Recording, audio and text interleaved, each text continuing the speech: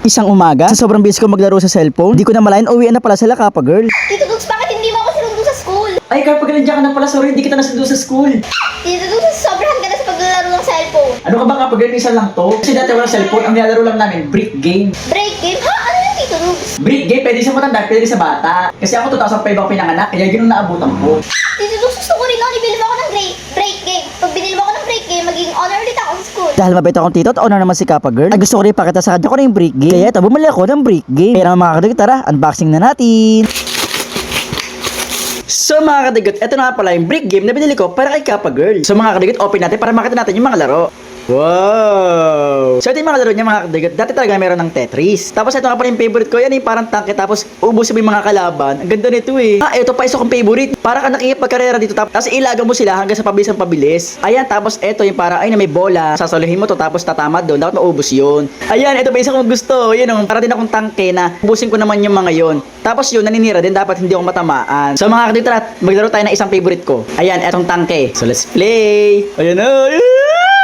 Ay, nakalama ko. Hindi daw ito matatamaan. Tinamaan agad ako. Tito Dugs, sa'yo naman yung break game? O kapag ito rin break game, nalaro namin dati. Okay, Tito Dugs, akin yan. Papasok na ang school. Papakita ko to sa mga classmate ko. Bye! Okay Kappa Girl, ingat.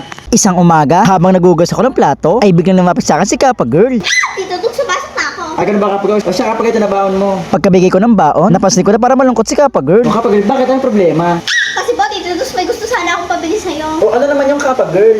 Tito Dugs, kasi yung classmate ko, mayroon siyang Minecraft keychain sa bag. Tito Dugs, gusto ko na, please, pag binili mo ako na magiging honor ako sa school at magiging kamukha ko kasi Daniel Padilla. Naisip ko dahil masipag naman mag-aral si Kappa Girl. Kaya sige, dahil mabait akong tito at honor naman siya. Para naman sa pag-aaral niya to, binili ko siya ng Minecraft kit. Kaya naman mga kadigot, tara, unboxing na natin. So mga kadigot, eto na yung Minecraft keychain na pinabili sa akin ni Kappa Girl. So umiilaw nga pala silang dalawa. So ganito umilaw itong Minecraft torch. Ayan o. O diba ang ganda, ang daming kulay. At ganito naman umilaw itong Minecraft potion. Wow! Uy! Nagbabago-bago din siya. Ah, ang ganda!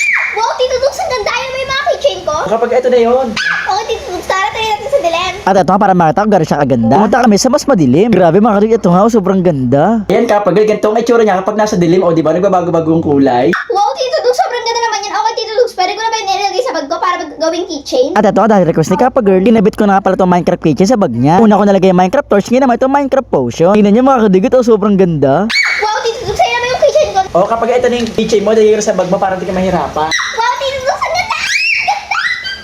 Okay, Tito Dugs, akin na yan. Papasok na ako. Papakita ko to sa mga classmate ko. Bye! Okay Kappa Girl, ingat.